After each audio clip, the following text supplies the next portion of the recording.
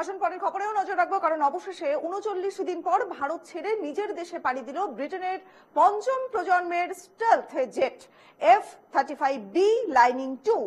গত 14 জুন জ্বালানি কম থাকায় কেরলে জরুরি অবতরণ করে ব্রিটেনের রয়্যাল নেভির এই যুদ্ধ বিমানটি।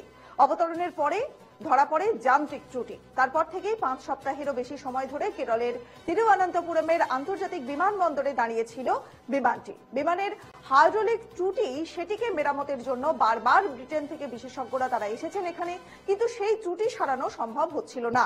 বারবার চেষ্টা করবার পরেও ত্রুটি মেরামত করিয়ে অবশেষে সোমবার বিমানটি ব্রিটেনের উদ্দেশ্যে রওনা দেয়। মঙ্গলবার সকাল 11টা নাগাদ তিরুঅনন্তপুরম বিমানবন্দর ছাড়ে পঞ্চম প্রজন্মের স্টেলথ বিমান F-35B।